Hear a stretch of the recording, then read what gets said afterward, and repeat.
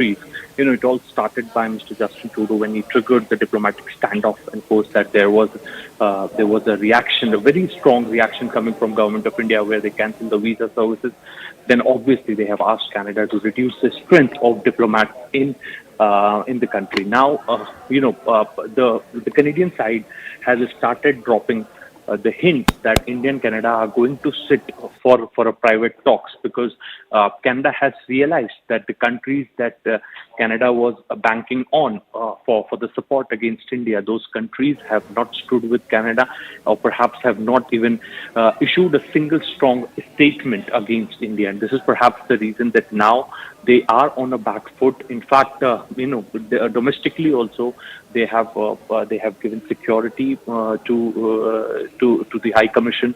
Then also, the actions are being taken on the ground with regard to the security of diplomats and security of the Indian Foreign Office there. So somewhere what we have been given to understand is that Canada has understood that the diplomatic standoff that they have started is not going to end anytime soon unless they will go on a back foot and perhaps show some sort of a gesture or an olive branch to India, because India's stand has always been very clear that they are going to look into the matter if evidence will be provided to them. Siddhant, let's also talk about the fact that these instances that have been reported point out that the growing extremism that India has been taking up with Canada, the growing extremism within certain sections of the Sikh community, which has been targeted, which has been a victim of this illegal funding flowing in from Pakistan, the illicit network of drugs and firearms, and how young impressionable minds are being targeted is not just something that affects relationship between India and Canada, but even domestically, it is affecting the law and order situation. Multiple instances were reported in Surrey as well. So there are pockets in Canada, there are cities in Canada, counties in Canada, which are adversely affected by this crisis. Yes, that's right. It's not about drugs. It's also about the money laundering and how the unemployed youth in Canada, because unemployment is all-time high. The unemployed youth in Canada, get some sort of funds and so assurance from these groups, and this is perhaps the reason that they start working for these groups. They get brainwashed, and that is how this entire syndicate works. Also, interestingly, Canada has become a country where a lot of money, which black money, which is generated in India, gets laundered to Canada and are being invested heavily in the Canadian market. So that is also one syndicate which our agencies are currently working on. So a lot of things are there between India and Canada, and perhaps but now it is up to Canada to perhaps show some sort of a reconciliatory gesture or hand over the olive leaf to India, maybe, and then we can look for a possibility of relations getting normal. All right, that's the overall context in which India and Canada are operating right now. But the story per se points out that if extremism is growing inside a country, and if any country thinks that it's only going to affect some other nation like Canada, in Canada the growing extremism has adversely affected the Indian interest. At some point it will backfire. Pakistan, of course, is a classic example. Mr. Rabindra Sachdev is also joining us on the broadcast. Mr. Sachdev, good evening. Thank you so much for speaking with us. This shooting incident in Brampton, what does it signify? I'm sorry, could you please repeat? So, Mr. Sachdev, there's a shooting incident that was reported in Brampton, and about 8 Sikh youth have been arrested by the police.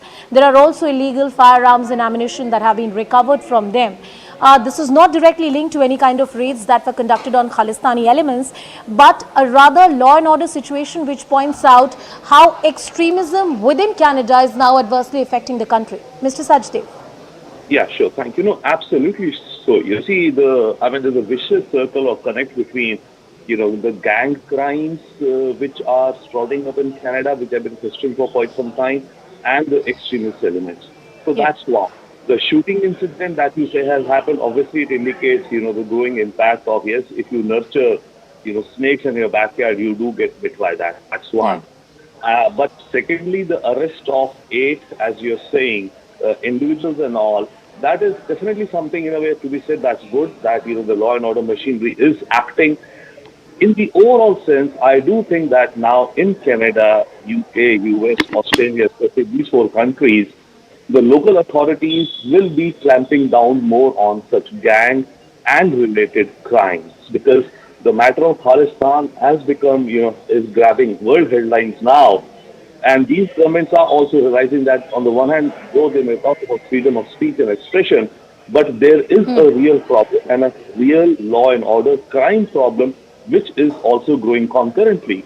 So these countries will now, hopefully, this is one positive fallout, if one could say, of this whole unfortunate episode between Canada and India, Sure. that the local authorities will certainly get more active now, one thinks. Absolutely. You rightly said that you can't have a snake in your backyard. It will at some point affect you as well. Mr. Sajdev, please stay with us on the broadcast. Mr. Ashok Sajjanar, who's a former diplomat, is also joining us on the show. Mr. Sajjanar, good evening. Thank you so much for joining us at The Nation at 5. We're talking about the story emerging from Canada and Brampton, where 8 Sikh youth have been arrested by the local authorities on a shooting incident. Illegal firearms and ammunition have also been recovered. Internally now, the entire phenomena of extremism and how it was given some kind of a subterfuge by the government is adversely affecting the Canadian interests as well, because it adversely affects the law and order situation and democratic values. No, absolutely. I think there's a very welcome development. This is exactly what India has been saying, that, there are many of these gangs who are indulging in organized crime in Canada, and that is what they should be focusing on. We have been trying to draw the attention of the Canadian authorities, of the Canadian government, to this threat, to this danger, and we have mentioned that this is not a threat only for India. It is, in fact, going to hurt Canada much more, because all these caches of arms and smuggling and drugs, etc., all that is going on in Canada. Of course, they try to use the money, etc., to stir up violence and to create problems in India. But Right. Canada will not stay untouched with this. So I'm happy that this decision has been taken, this action has been taken. But let me say, this is just the first step. And, the Canadian authorities should not sit back, patting their back that, they've been able to do this. I think there's much more work to do, and they need to go deep into these connections. If they've got these 6 or 8 people, I think they need to be interrogated. And, the source of the funding coming from ISI, coming from China, I think that needs to be found out. That needs to be, all these channels need to be, discovered. They need to be stopped. Absolutely, Mr. And Sajjanar. action taken against. Yes, we lost your audio in between, but please stay with us on the broadcast. We can hear you now. Mr. Sajdev, I'm going to take those points to you, and as the learned diplomat, the former diplomat points out that these are welcome developments that have happened, and more importantly, it also points out how the Canadian authorities need to have a deep thought to this. They need to give a deep thought to the growing extremism on Canadian soil. To what extent are the domestic political factors responsible for the way and manner in which Khalistani extremism has been, given kind of a free run on Canadian soil? Mr. Sajdev. Thank you so much. You see, in terms of the political factors which are there in Canada, perhaps, one factor domestic, of course, has been that for Canada and Canadian leaders, maybe India is a land far, far away, right? And whatever happens in India doesn't concern them to some extent. So therefore, they were turning the eye the other side, when these elements are prospering or festering in Canada. Now, along with it, as we are seeing, it's leading to crime, gang wars, and there's an intersection between criminals and extremists, which is happening in Canada. And that is now coming into stark focus for everyone. So domestic factors absolutely are responsible, because the political leaders of both the parties, it's not only the Trudeau party. If you see what the Conservative MP is also saying, their deputy leader in the parliament made a speech a few days ago. He was echoing exactly what Jagmeet Singh is saying, right? Yeah. So the problem in Canada is not only Trudeau specific or the Liberal Party specific. It's more, I would say, a structural or a systemic problem in Canada with regards to the issue of Khalistan. One quick other point, as to, the dangers these societies face within themselves, as Ambassador Satyendar also saying. There was a report in the UK, I think about 6 months ago, an intelligence report, which said that extremists tied to the Khalistan issue and tied to Islamic extremism are posing a great danger to the British society. Absolutely. Right. So that's a major report out there.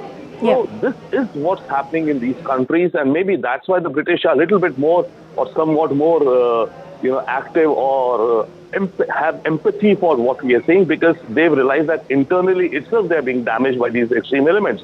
Canada maybe needs to set up an internal inquiry itself, separate from all of this which is happening, that how is Khalistan extremism and maybe Islamic extremism endangering their own country, apart from any foreign...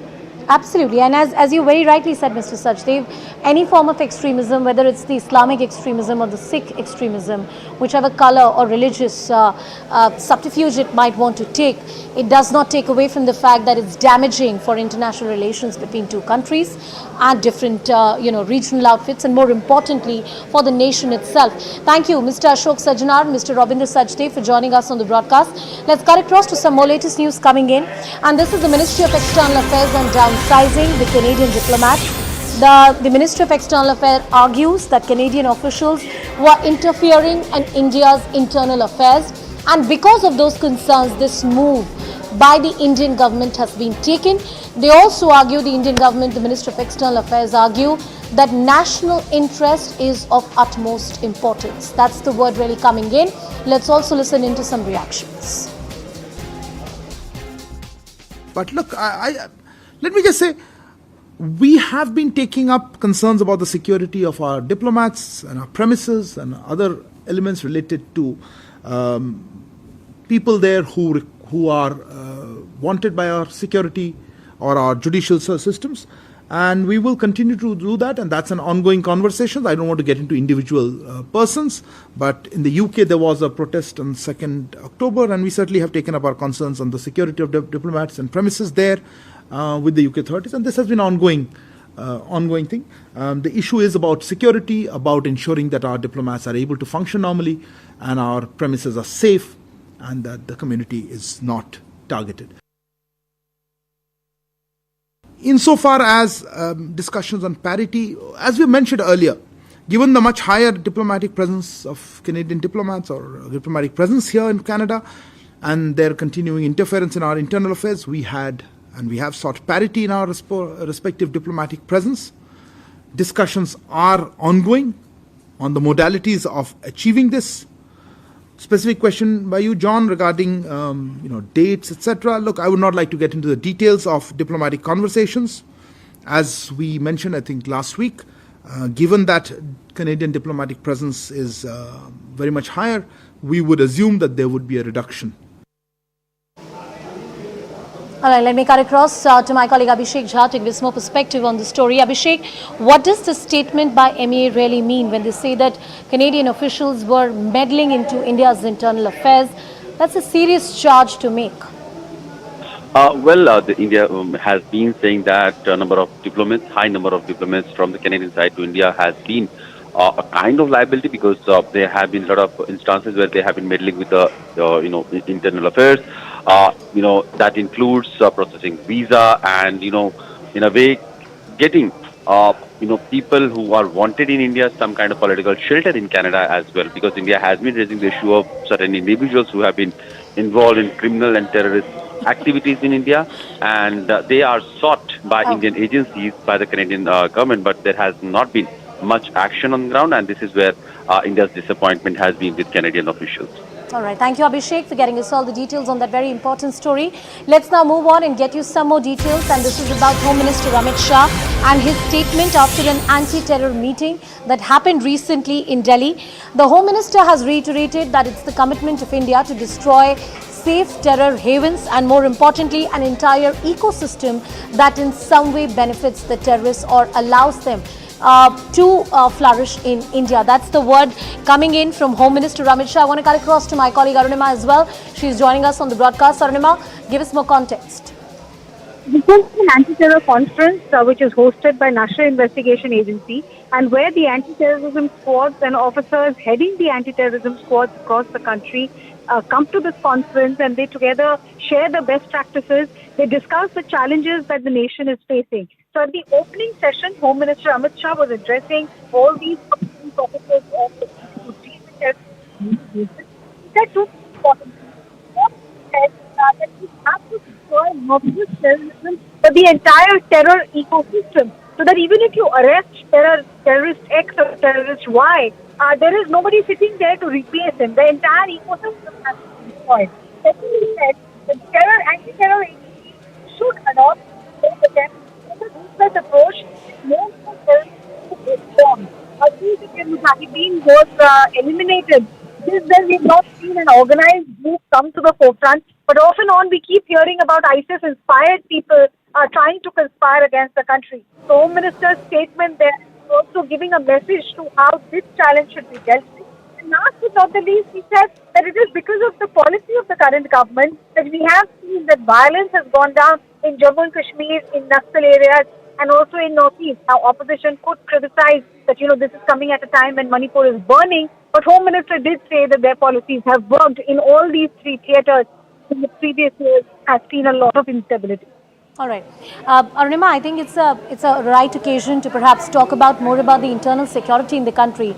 You spoke about Jammu and Kashmir. Let's also briefly talk about the situation in the Naxal affected regions in India and how in the last 8 years progress has been made, inroads have been made in the Naxal dominated belt and territories. It is the biggest story as far as internal security is concerned. I think Home Minister in on-record and off-record conversation also concedes that the good work began when Home Minister's seat was occupied by P. Chidambaram and Home Secretary was G.K. Pillai. But this government has taken forward that good work. How is that good work being implemented? Area dominance is a key lesson that everyone has learned. You just don't go to an area in Dandakaranya, in Bastar or in Abujmar in Bastar and just carry out an operation and come back. You will have to stay there, dominate that area so that Naxals can't come back. And that is the reason why you have seen the area which was dominated by CPI Maoists has shrunk over the last decade or so. Bihar has almost been declared Naxal free. Jharkhand has almost been declared Naxal free. Orissa, you hardly hear of Naxal incidents. Bengal is for sure Naxal free. In Maharashtra, it's only Gadchiroli, and there too, the Gadchiroli police with the central forces is doing a commendable job. So the only area where you remain a little concerned is Bastar, but there also we are penetrating with a lot of speed, be it in, Dantewada, Sukma, Bijapur, Narayanpur. The speed with which we are going ahead is very fast. The paramilitary police officials, the security grid officials I keep speaking to are estimating that in the next 1.5 years, this area of Chamar could also become Naxal-free completely. All right, Arunima, thank you so much for giving us that overall context and perspective, the three different theatres that Arunima was talking about, whether it's the Northeast, whether it's the Naxal-affected regions, or it is Jammu and Kashmir. The internal security remains of paramount importance for the Government of India. Home Minister Amit Shah in that statement. We continue tracking that story and much more, stepping into a very short break for now.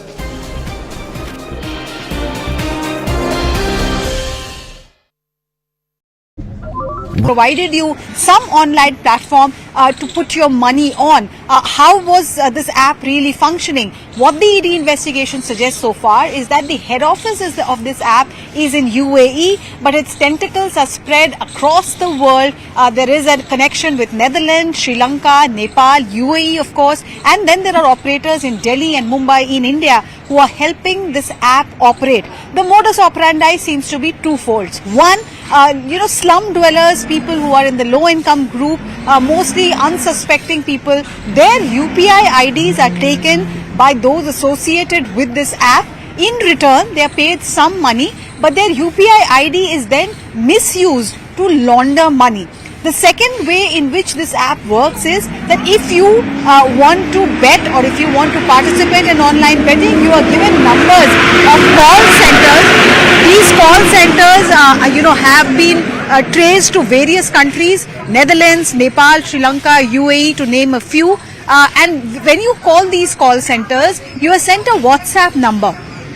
On this WhatsApp numbers, bank transaction UPI details are to be shared, and once the bettor actually shares his UPI or bank details, then some money is transferred into his or her account, making that player satisfied that he is getting a return for the kind of money that he has placed on the betting app. But that is only step one. What really happens after that? There are a panel of operators associated with this betting app. The numbers being put forward right now is 4,000 to 5,000 panel operators, each one of whom are earning about 150 to 200 crores through this modus operandi. And the ratio of profit sharing with the Mahadev app promoters is 70-30. So 70% of the total earning is transferred to the promoters, 30% of it is kept with these panel operators who are associated. That is broadly the modus operandi on which the Mahadev app is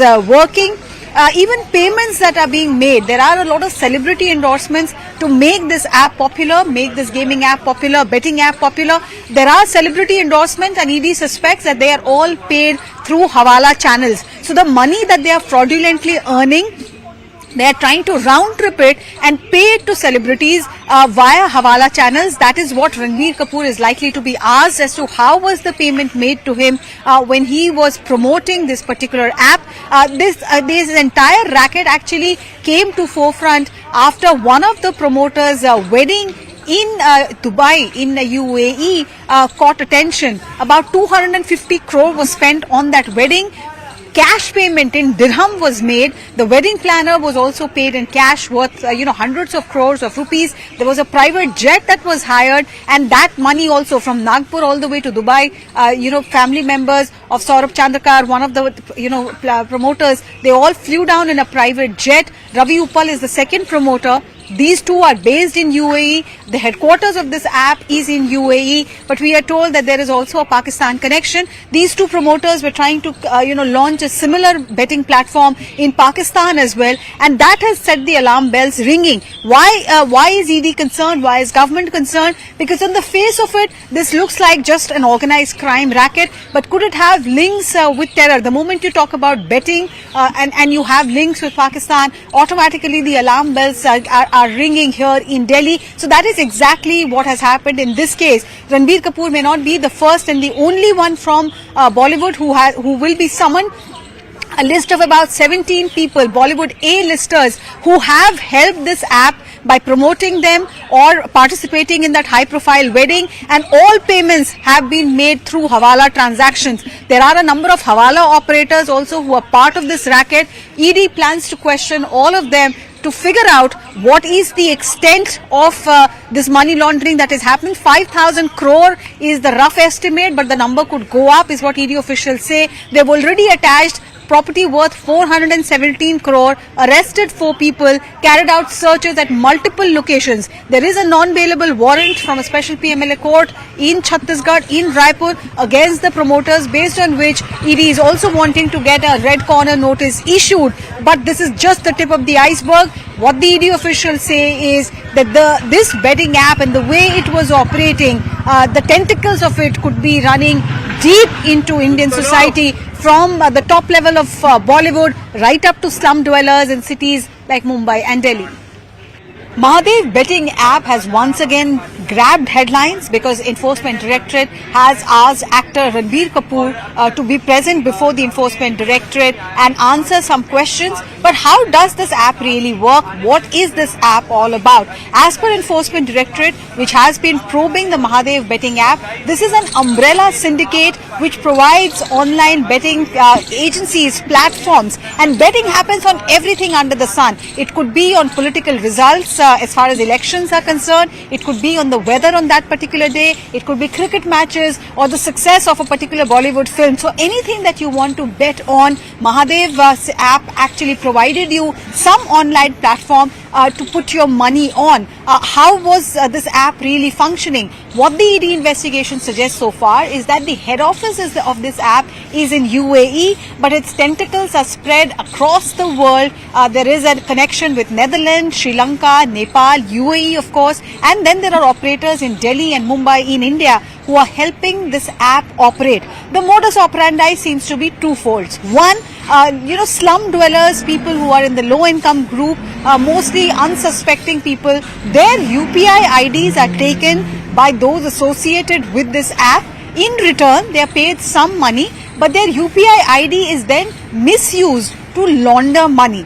The second way in which this app works is that if you want to bet or if you want to participate in online betting, you are given numbers of call centers. These call centers, have been traced to various countries, Netherlands, Nepal, Sri Lanka, UAE, to name a few. And when you call these call centers, you are sent a WhatsApp number. On this WhatsApp numbers, bank transaction UPI details are to be shared.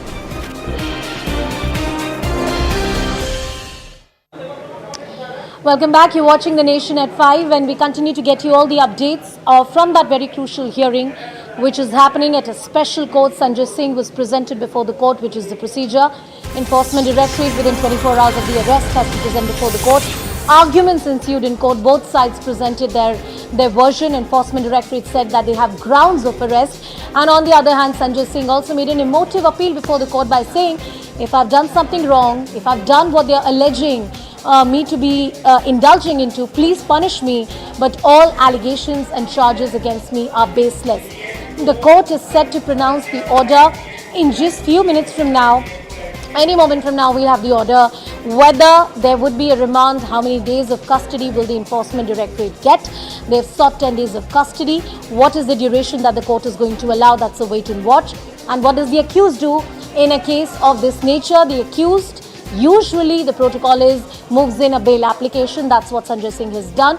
He has said that his arrest per se is illegal. There are no grounds of arrest. And the Enforcement Directorate has violated all the procedure. My colleague Ananya Bhatnagar is with us on the broadcast to take us through both sides of the argument. Ananya, first, the case of the Enforcement Directorate. What did they tell the court today? Well, the Enforcement Directorate said that they have conducted almost 239 searches in this particular matter, and there is a lot of material that Sanjay Singh needs to be confronted with, and that's the exact reason why his custodial interrogation is necessary. Not only this, it has also come to the light in the ED investigation that almost 3 crore rupees were sent to Sanjay Singh's residence. Now, Sanjay Singh was also confirmed when 2 crore rupees had come to his residence. They were received by his employee, Mr. Sarvesh, and not only this, the money was sent by Dinesh Arora is what has been sent by the Enforcement Directorate to the court. Not only this, it has also been alleged that he had role to play when it comes to Indo-Spirit's formation. It was a SPV, that is a vehicle in order to park the funds, in order to park the tainted money, is what the Enforcement Directorate alleges. However, there is an unsigned MOU that has also been recovered, and with regards to that, it has been stated that Sanjay Singh had a role to play in this. What more has been stated by the Enforcement Directorate is that there were questions, Anusha, raised on the credibility of the witness, that is Dinesh Arora. That is, it was said that he was accused in the CBI case, then he turned an approver. Similar happened when the case of the Enforcement Directorate started. Countering all those submissions, the Enforcement Directorate said that Dinesh Arora has time and again said that he was threatened by Vijay Nair, who was the communications manager of the Aam Aadmi Party. If you remember, he is inside jail at this particular point of time.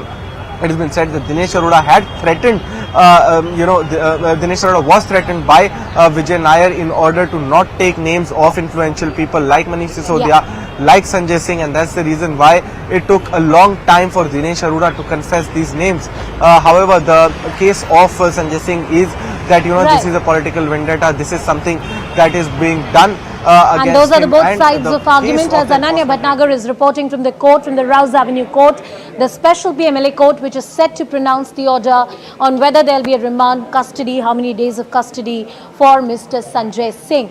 As I said earlier, the accused always moves in a bail application that they have done right now.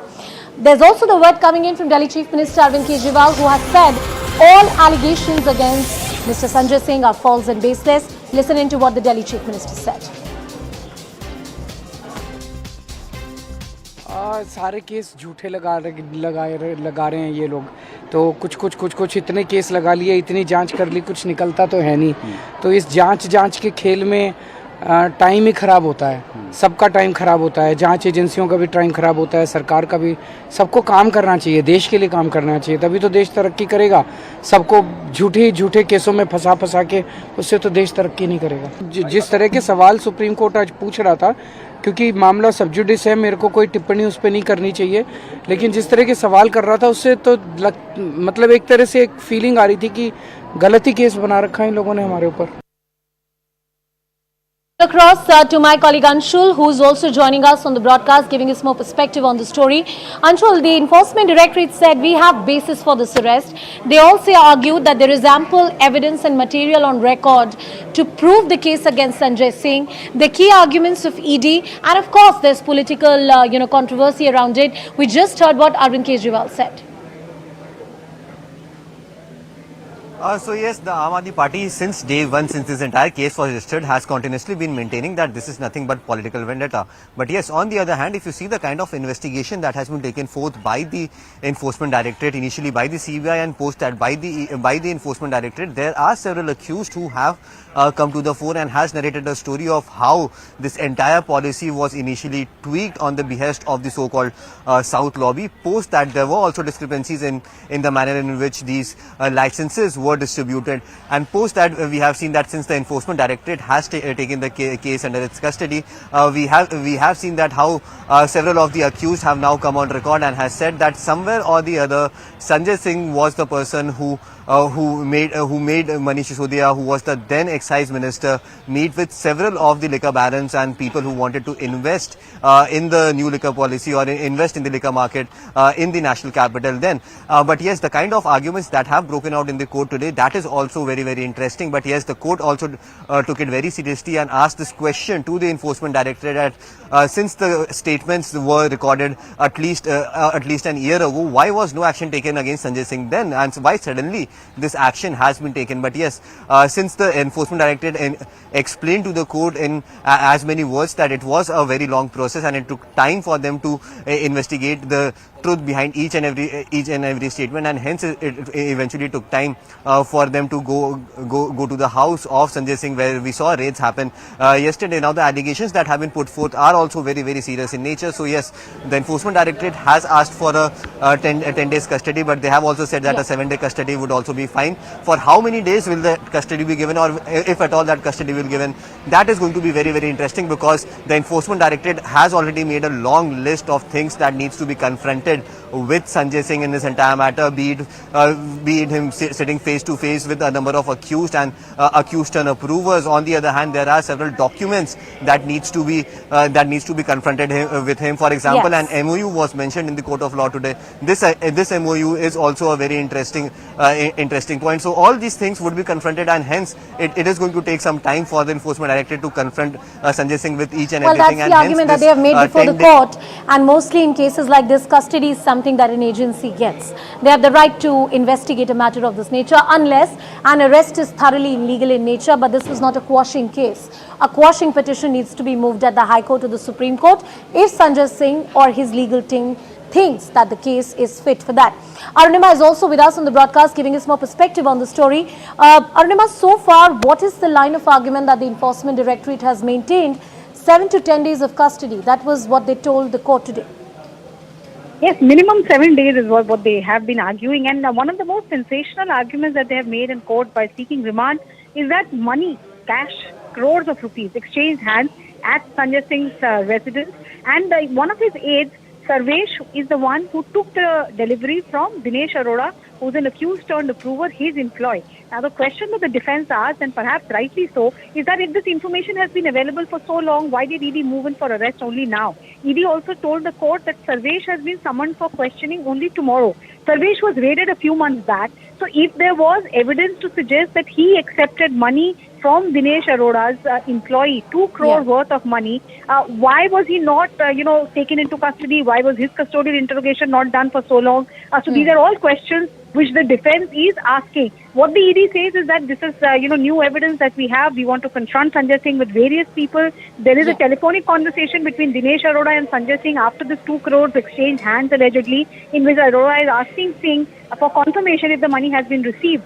We'll have to wait and see if the court is convinced. But the precedent is that when the prosecuting agency for the first time seeks police custody remand, the courts usually don't say no, even though the number of days given could be less than what they ask for. So we'll just have to wait and see, what's the final order from the court there is. Arunima, please stay with us on the broadcast. We'll talk about more legal facets of the case and what to expect in the times to come. We are waiting for that order to be pronounced very shortly.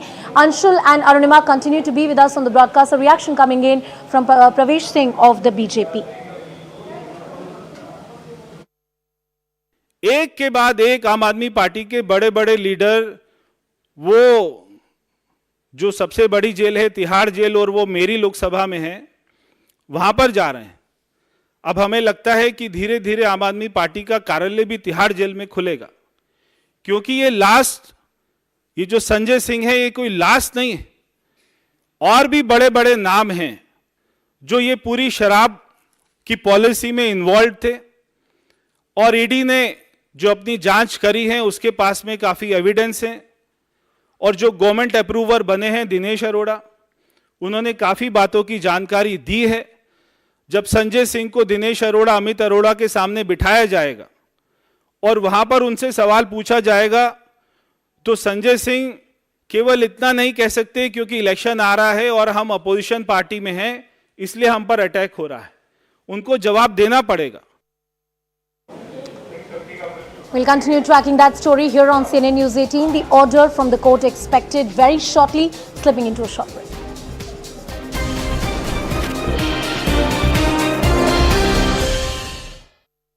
Just the unvarnished truth, the hard facts.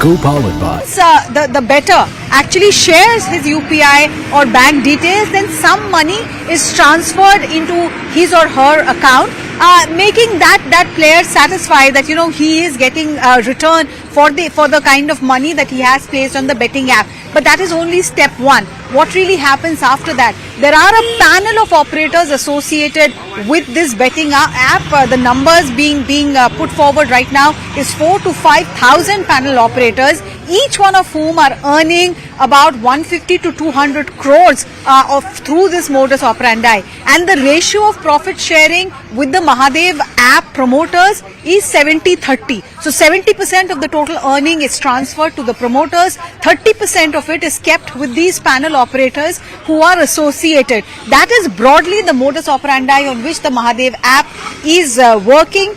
Even payments that are being made, there are a lot of celebrity endorsements to make this app popular, make this gaming app popular, betting app popular.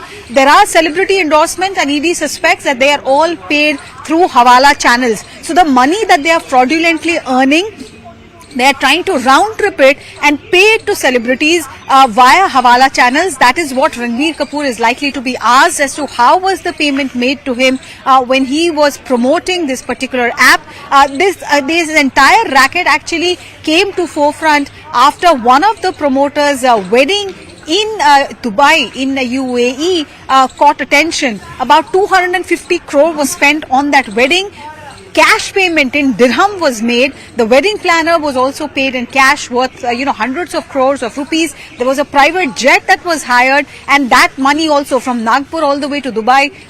Family members of Saurabh Chandrakar, one of the, promoters, they all flew down in a private jet. Ravi Uppal is the second promoter. These two are based in UAE. The headquarters of this app is in UAE, but we are told that there is also a Pakistan connection. These two promoters were trying to, launch a similar betting platform in Pakistan as well, and that has set the alarm bells ringing. Why is ED concerned? Why is government concerned? Because on the face of it, this looks like just an organized crime racket, but could it have links with terror? The moment you talk about betting and you have links with Pakistan, automatically the alarm bells are ringing here in Delhi. So that is exactly what has happened in this case. Ranbir Kapoor may not be the first and the only one from Bollywood who will be summoned.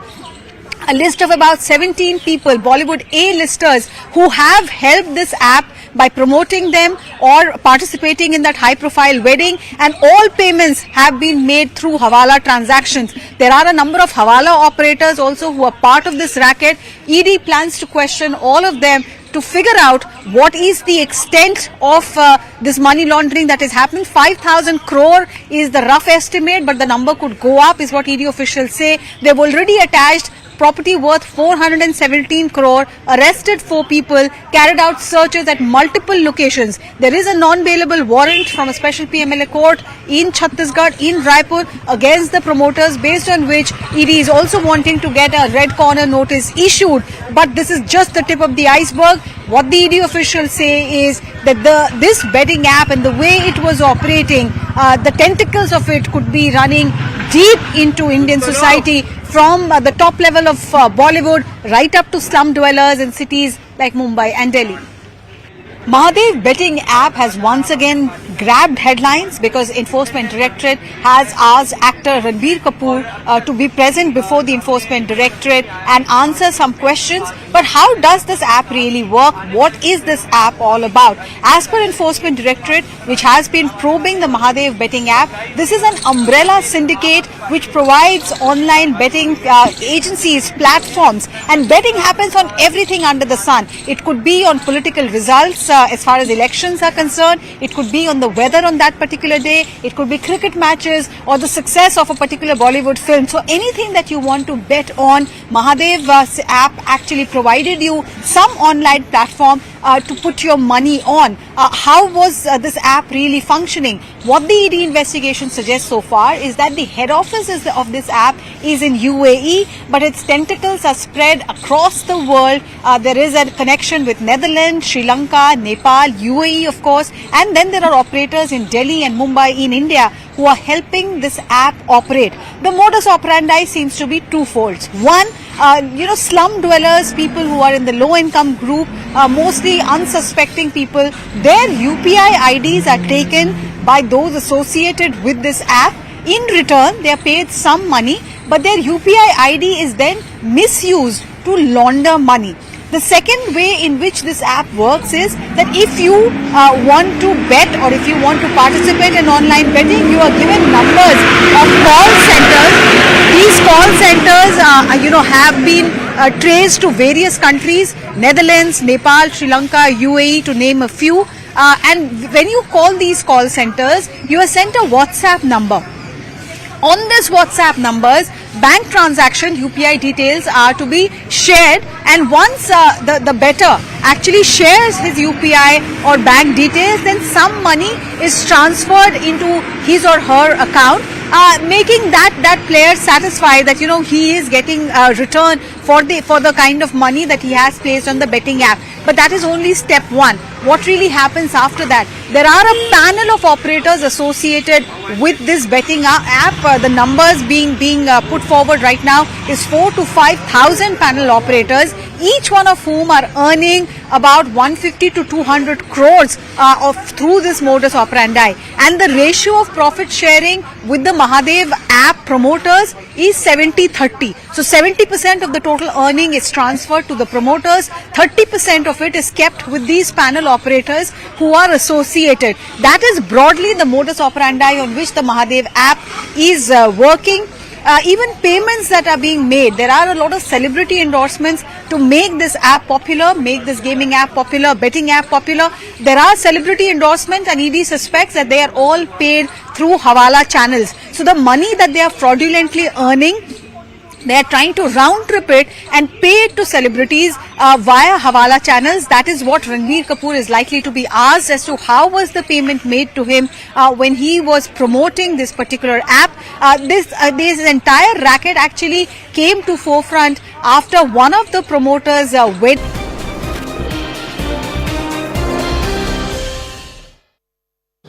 Welcome back. You're watching The Nation at 5. I'm Anusha Soni. We continue to get you all the updates. This is the exclusive information that we get for you. This pertains to Pakistan. It's one document policy pertaining to refugees, which is largely going to affect the Afghan nationals living in Pakistan. A huge number of refugees had come there, and after that one document policy was being implemented by the caretaker government of Pakistan, now the Afghan government, Taliban, has reacted very sharply and said this is clearly unacceptable and the interests of various Afghan refugees are at stake. This also points out how the relationship between the two nations, Pakistan and Afghanistan are not at a good point at this moment. Let me also cut across to Anand Narasimhan, who is with us on the broadcast to give us more perspective. You're also playing out a reaction.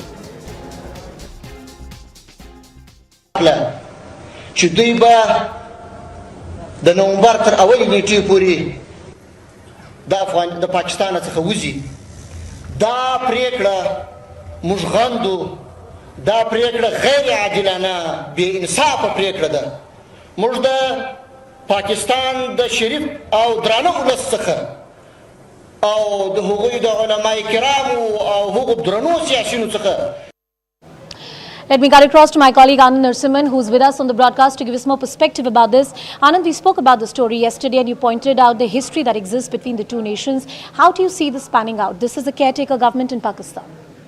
See, the Torkham border is not the issue. The issue is the Chaman border. The Chaman border is right around the Durand line, which the Afghans don't actually see. The Pashtuns actually float between these areas, and it is a matter of their livelihood. So be it at all levels. And so far, the Pakistanis are now turning around and saying, and it's the military establishment, they are turning around and saying that this has now become a whole open free-for-all for guns, goons, gangsters, smugglers, etc. And we had done stories here how even Atta was actually being smuggled across over to the Afghanistan side and then being sent back and smuggled back and double the cost when the price escalation happened. So now it's being used for nefarious means. This border was supposed to be where the tribes could actually intersect because and they could come across and mingle because they were split on both sides. Clearly, the voice that's been raised from the Afghanistan side or from the Taliban establishment echoes or shows the fact that there is a wedge that's being driven. They're not so friendly as they were. Let's not forget that this very border was used by the Pakistanis to ferry the Taliban into Pakistani soil, to train them and then send them back into Afghan soil when things were different and geopolitically Pakistan was being coveted by the Americans at that time to fight this war in Afghanistan, the never-ending war as it was being said. So it is through this line only that Osama bin Laden also found his way into Pakistan and found himself seated in Abbottabad. All of them, Mullah Omar and all the others, used to use this very, facility or privilege that they had, the Afghans had, to bring them onto Pakistan and then send them back over on the other side to Nangarhar, depending upon which side the FATF had landed or the scrutiny was in terms of terror havens and terror bases. But now with a wedge driven between these two, we'll have to see how things pan out. Clearly the Afghans are not going to like it, and there is going to be trouble for the Pak military. There will be strikes or attacks against them in the coming days, and I'm sure the Pak military establishment is aware of this. Anand, stay with us on the broadcast. There's some more latest news coming in, exclusive information that we get for you. This is about massive protests that have broken out in Pakistan-occupied Kashmir, and this is over certain basic issues, civic issues, which the residents of Pak-occupied Kashmir are facing right now. This is about electricity bills, various facilities that the people living in the region have demanded, but they have never got from the government or the administration there. Not for the first time that we are witnessing protests of this nature, Anand. Well, absolutely, and this is because of the Chinese influence. The entire Neelam Jhelum Valley, and this is something which we have highlighted repeatedly, the entire Neelam Valley today finds itself in penury and huge issues because of drought and water scarcity, because the entire Neelam Jhelum project, which is pushed by the Pak military under the aegis, and because of the CPEC issue. The Chinese are the ones who are providing power in this area, and the power costs have really surged, and the amount of money is more than 2 to 3 times. Now, this was actually flagged by the citizens of POK at that point in time, saying don't do this, this is going to ruin us, but clearly the Pak military establishment ignored that. Today what's happening on ground is massive civic unrest because of the rising costs, and even the puppet who's sitting there cannot do anything, and he's also echoing those thoughts. Please remember, even during COVID, all used secondary material of COVID gear and PPE kits were actually sent to POK, and these were all Chinese material which was actually dumped. So this has been going on for a while in terms of the civic unrest, and that's the reason why the people in POK are not now going to dial it down. They're actually amping up the protests, and this is happening not just in Muzaffarabad. If you go further into Kotli and some of the other areas in Gilgit and Baltistan, there are continuous protests which are happening. So what we are also seeing is that the current caretaker government wants to really suppress this whole thing. They don't want this entire issue, but increasingly this entire chant of ye jo dehshatgardi hai, iske piche war bhi hai, started from POJK. and increasingly you are seeing people who are saying we don't want Pakistan anymore. We are seeing what's happening over in India. We are seeing what's happening on the Indian side, and we'd rather be happy there rather than this be here. This whole thing about POK will soon come to us, which you're seeing netas in India say this, is not a military aspect. It's a civilian aspect, and that's where the Pakistanis will have serious issues about maintaining their camps there. The civil unrest will now spill over because the Pakistani army is deliberately taking on land, forcibly occupying homes, and they're also rerouting all the power. So not only are they paying so much of money, but they're also not getting the power for which they are paying the bills. It's all being rerouted by the Pakistani army, who are also really, it's a Danda Raj which is happening there in Pak-occupied Kashmir at this point. And to add to what you're saying, it's rather a human rights issue, that it should be looked at it from that point of view. Not just that, the entire jihad tanzeems, 300 jihadi groups had their entire meeting in Muzaffarabad under the aegis of the Pakistani army. You think the Pakistani or the locals there, the Kashmiri locals there in POK actually wanted this? They have no other choice but to bear with it. And this is something which they've set up some of the terror bases there, these terrorists, and along with that they get military cover. They again misbehave with the locals, they force the locals away from their fields, they occupy their fields, they can't do their farming.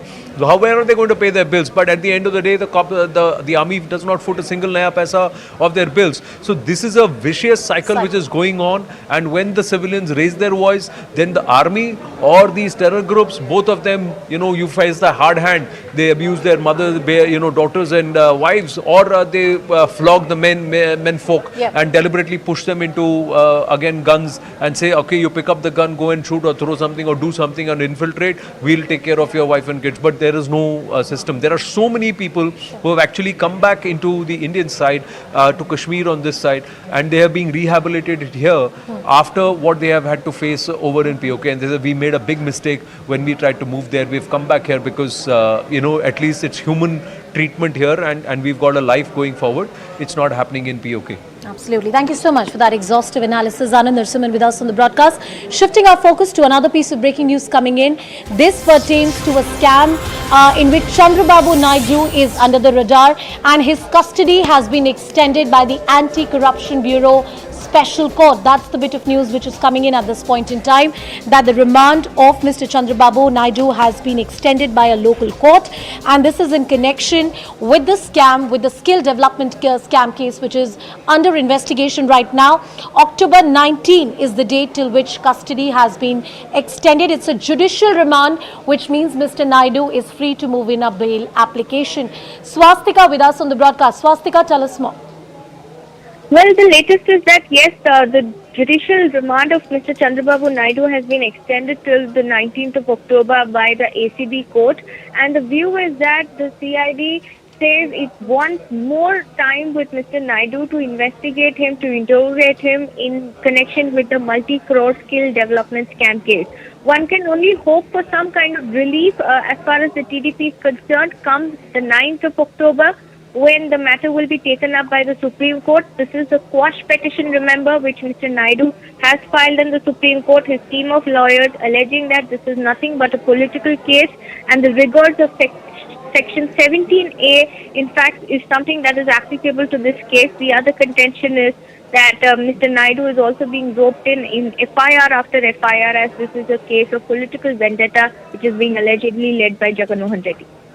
The CID had sought, further police custody, Swastika. They wanted further remand of Mr. Naidu. What exactly was their position before the ACB court?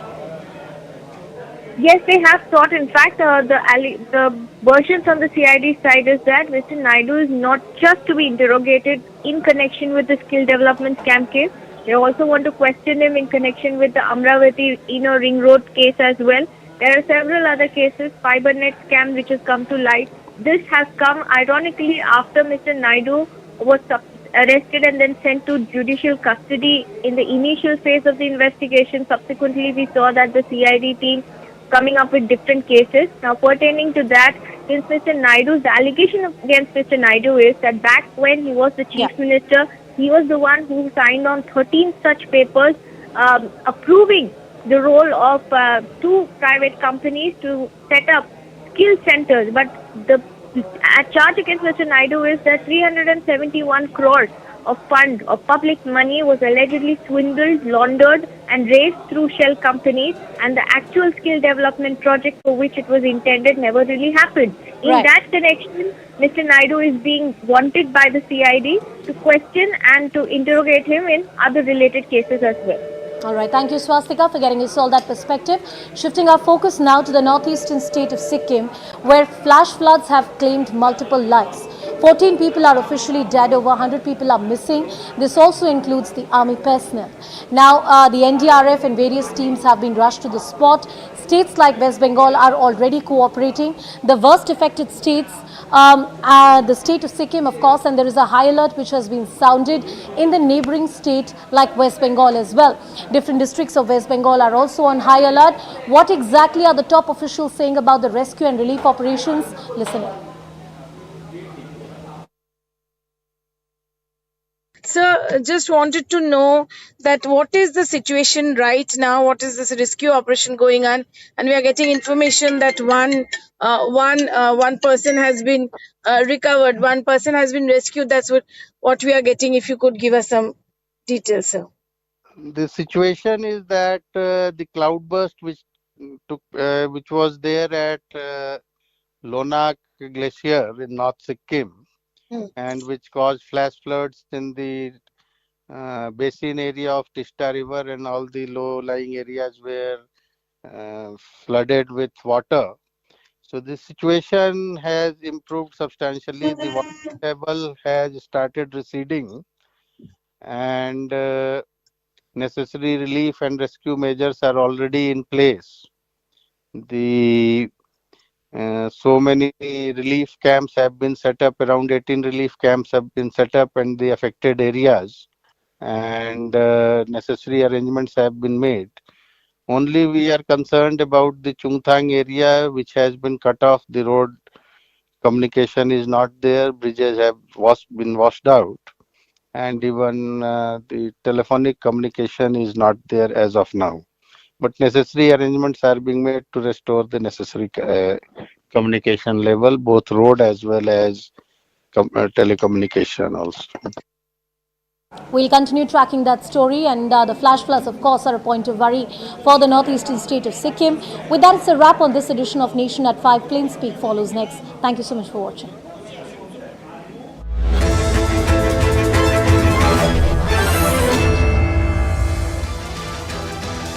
Thanks a lot for staying with us. You're watching Plain Speak with me, Shivani Gupta. Aam Aadmi Party MP Sanjay Singh, who was arrested last evening by the Enforcement Directorate, has been presented before the court today. Remember, he's been arrested in a money laundering case linked to the Delhi liquor policy case. His arrest has triggered a political firestorm as Delhi Chief Minister Arvind Kejriwal accused the BJP of misusing the agencies against his party. Now, Sanjay Singh's lawyer claimed in court today that Dinesh Arora, on whose statement Sanjay Singh has been raided, was in custody of the agencies for many months. So how is it that Sanjay Singh's name has appeared after 8 months? The ED responded to that question, claiming that Arora was threatened by some influential people